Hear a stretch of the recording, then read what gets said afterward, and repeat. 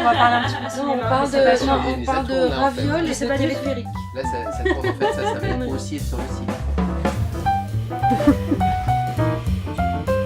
Il y a les mots, parce qu'il faut exprimer en mots ce qu'on a ressenti devant des images. Donc moi je dirais le mot. Moi, je dirais passeur. Quelqu'un qui est critique, c'est pas quelqu'un qui est prescripteur, qui est là pour imposer un point de vue, mais pour être une forme de pont entre les films et les publics dans leur diversité. Le doute, Bravo. voilà, C'est joli. paf. Au moment où on est au contact d'un film, bah voilà, il y a plein de choses qui rentrent en ligne de compte. Ce qu'on peut penser un jour d'un film, non pas que le lendemain on va penser le contraire, mais qu'il y a des choses peut-être qui vont varier, qui vont faire écho d'une manière différente suivant le moment où on voit le film. Et on peut rajouter un quatrième mot. Parce que tu disais passeur, tu disais doute et moi je disais le mot, mais il y a beaucoup de dialogue en fait. Entre le film et le spectateur, ou alors entre le spectateur et le réalisateur quand le critique fait des interviews, ça fait circuler la parole autour des films. On va être honnête dans le sens où aujourd'hui, vivre d'une activité de critique de cinéma, c'est quelque chose d'extrêmement dur. Et beaucoup de critiques de cinéma ont plusieurs métiers en même temps. Après, c'est vrai de beaucoup d'individus qui travaillent dans le milieu culturel, dans le milieu du cinéma, où il faut être multicasquette et avoir différentes activités. Enfin, c'est vrai qu'il y a un vrai changement avec le web. Alors, je sais qui disait ça, c'est Truffaut qui disait que tout Français était un critique Tout le monde a deux métiers, le sien est critique de cinéma. en France. Ouais. Ouais, c'est ça. Voilà. Ouais. Et ça c'est assez vrai, que tout Ouais. le monde a un avis sur les films. C'est aussi la difficulté de faire de la critique de cinéma, c'est que tout le monde se considère comme expert. Et en réalité, c'est vrai que beaucoup de gens ont une très grande culture cinématographique et sont capables d'avoir une pensée critique, comme Monsieur Jourdain faisait de la prose sans le savoir. C'est pour ça que c'est le web qui me fait penser à ça, parce qu'on se rend compte que, en fait, même si c'est pas un métier dont tout le monde pourrait vivre, enfin, et de moins en moins, et puis la presse a de plus en plus de mal, enfin, en tout cas, le critique presse écrite, je crois que c'est vraiment une denrée rare ou une espèce en voie de disparition. Mais par contre, sur le web, tout le monde parle des films, et tout le monde a un avis sur les films, et tout le monde commente. Et maintenant, sur Allociné, il y a la critique presse et la critique spectateur. Et donc, ce qui veut dire que la pensée sur la critique et même la formation critique, elle a d'autant plus sa raison d'être.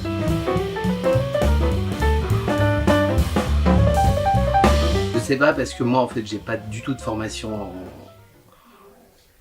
cinématographique, ni école de cinéma, ni formation universitaire, et que c'est vraiment passé par le fait de voir des films, par le fait de lire des bouquins à partir d'un moment, de faire aussi des ateliers d'écriture du scénario, de montage, sans doute, comme peut-être pour Carole, pour Valérie, le fait du jour aussi où tu mets les mains dans le cambouis.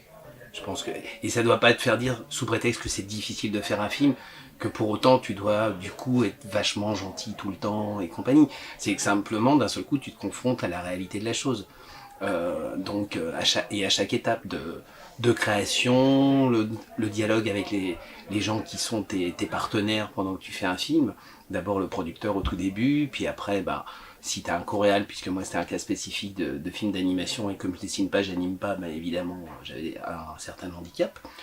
Et voilà, et à partir de là, comment un processus de film, ce qui a été dit tout à l'heure, se met en œuvre, et comment un processus de film, c'est aussi des renoncements, ou c'est des choses sur lesquelles tu te bats jusqu'au bout, et parfois contre tout le monde. Et donc quand tu as aussi cette conscience de tout ça, voilà, effectivement, peut-être que la différence avec un critique, avec le deuxième métier de tous les Français, donc critique, c'est qu'effectivement, il n'y a peut-être pas cette conscience. Alors, il peut y avoir une culture très, très grande, il peut y avoir une éloquence aussi. Moi, parfois, je pense que je suis d'une éloquence, mais complètement nulle, quoi. Après, moi, j'ai pas de réponse. Je sais pas s'il faut faire... s'il y a une formation de critique, mais là c'est un doute absolu. est-ce qu'on se forme en tant que critique? On se pose la question. Et puis, je trouve ça intéressant. Qu'est-ce qui nous légitime? Moi, je viens pas du tout du cinéma au point de départ. J'arrive avec des études, un BTS de gestion comptabilité, donc on peut dire qu'on est à l'ouest. Et d'un seul coup, je me retrouve, à faire un jour des ateliers d'écriture du scénario. Parce que enfant, j'ai eu la chance d'être mes parents, d'autres gens qui m'emmenaient au cinéma, quoi. De toute façon, il y a tellement de films que les critiques négatives, il y en a de moins en moins, puisque de toute façon, il y a de moins en moins de place pour parler des films. Donc, il y a une espèce de... Moi, je parle surtout des films que j'aime. La critique négative, c'est vraiment si on travaille pour un quotidien et qu'il faut vraiment...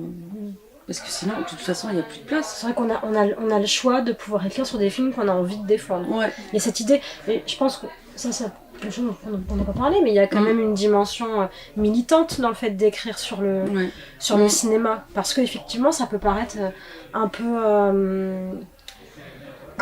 je sais pas, désuet, dérisoire par rapport à plein de sujets. On peut se dire, là, on est enfermé à 23h30 à regarder des courts-métrages dans une salle de cinéma à Grenoble, pendant qu'à l'autre bout du monde, il y a des gens qui sont en train de se battre et de sauter sur des mines, ou je ne sais quoi. Alors voilà, il se passe toujours des choses beaucoup plus graves.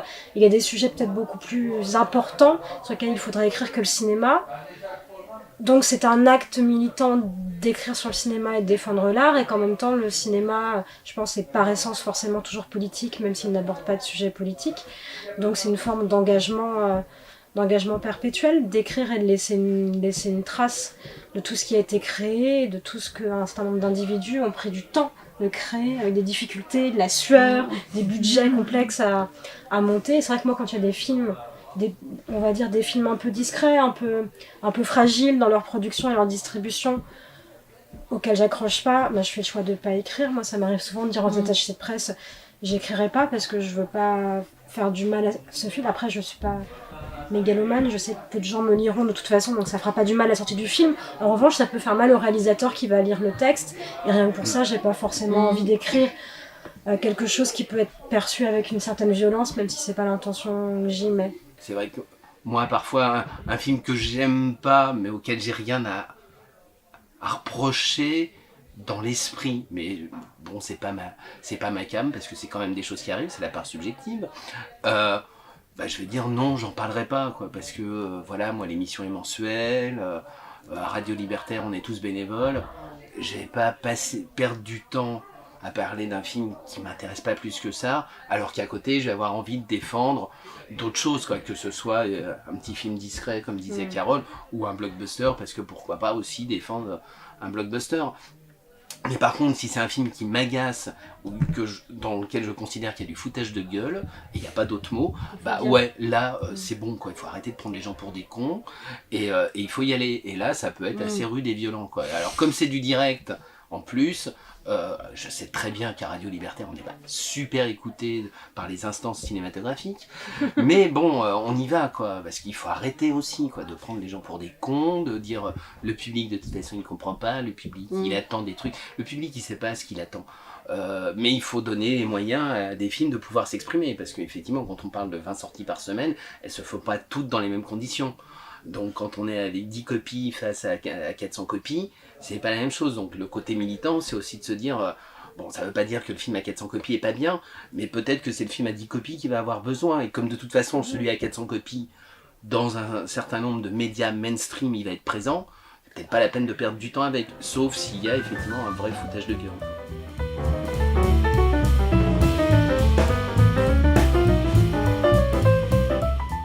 Moi, je sais que dès que je vais pas bien, je vais au cinéma. Enfin, je vais bien aussi, mais c'est un lieu refuge. Et je pense, tu parlais de quand t'étais enfant, que tes parents t'emmenaient au cinéma, te faisaient voir des films. Je pense qu'il y a quelque chose de lié à l'enfance aussi, profondément.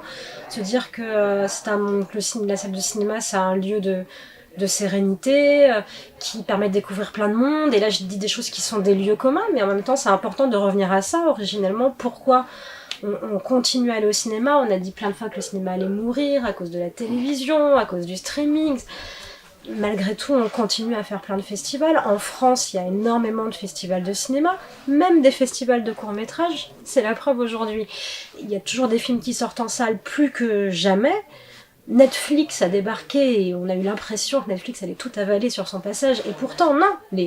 Chaque semaine, les films continuent de sortir pour le public. Les projections presse continuent d'être organisées chaque semaine. Et on est gavé de films en permanence, mais gavé dans le sens positif, quoi. On est galvanisé de tout le cinéma qu'on reçoit en permanence. Au bout d'un moment, ça va, quoi. Faut arrêter. Il y a des gens nouveaux qui arrivent, il y a des gens nouveaux qui font des choses. Alors tu peux les aimer ou pas les aimer, mais garder cette curiosité et puis garder une curiosité générale. Enfin, c'est critique de cinéma en même temps. À la limite, c'est pas à la limite. C'est entre autres ce que disait Carole. Elle s'intéresse aux séries. Moi, mon émission à Radio Libertaire, c'est pas une émission de cinéma, quoi. C'est une émission musique, livre et cinéma. Et donc toujours ne pas avoir même si on en a forcément, mais pas avoir de présupposés. Se dire, j'ai pu ne pas aimer un film à un moment, où il y a un courant en ce moment qui est adulé. Est-ce que cette adulation est juste ou pas? Et puis même te planter si tu dis, non, je pense que ce réalisateur c'est pas terrible, et tu peux te planter, quoi. D'abord ça a été le cas, les cahiers se sont plantés les cahiers de l'époque sur Almodovar au début, et puis voilà, après on le reconnaît pas forcément, donc après il faut avoir la franchise de reconnaître. C'est comme quand tu sélectionnes des films, il faut avoir l'humilité de te dire, ouais, j'ai raté un film là, parce que quand on voit 500 en 2 semaines, au bout d'un moment, il y a tu sais que tu vas louper des choses. Tu vas louper des choses. T'as ta pile à l'époque où il y avait des CD, de DVD, t'avais ta pile de DVD. À un moment, tu les usines. Alors ça, je devrais pas le dire parce que ça va être. Mais tous les réalisateurs le savent, quoi. Et il faut pas qu'un réalisateur soit présent dans ces moments-là, quoi. C'est une dépression absolue pour lui, quoi.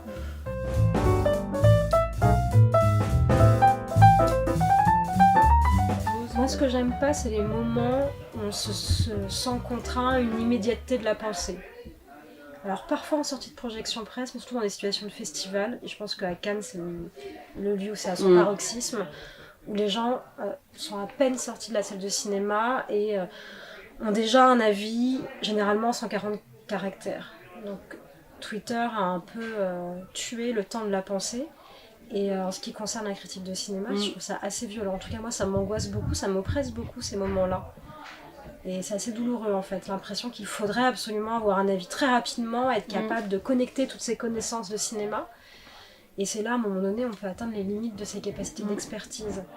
Et donc, d'être dans des médias qui nous permettent d'écrire au rythme que l'on souhaite, sur les sujets que l'on souhaite, où on n'est pas contraint à des deadlines très rapprochés comme peuvent l'être des gros médias mainstream, print, imprimés, avec des tirages hebdomadaires quotidiens.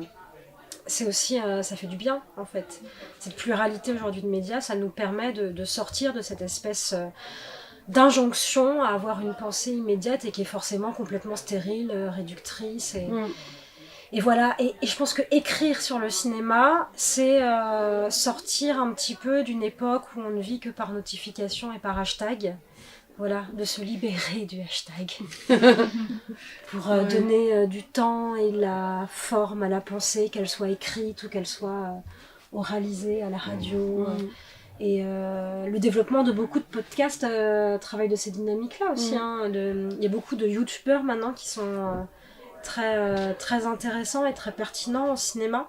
Ça c'est plus la jeune génération qui a pris ça en main, même si YouTube existe depuis longtemps, mais il y a vraiment des gens hyper brillants qui font de la critique sur YouTube, et je trouve qu'on n'en parle pas assez. Ça reste une petite niche générationnelle et qu'il faut pas du tout mépriser ce média-là, parce qu'ils font un nombre de vues incroyable et ils sont bien plus regardés et écoutés que bien des gros titres de presse, qu'il s'agisse de cinéma ou de plein d'autres sujets d'ailleurs, là pour le coup.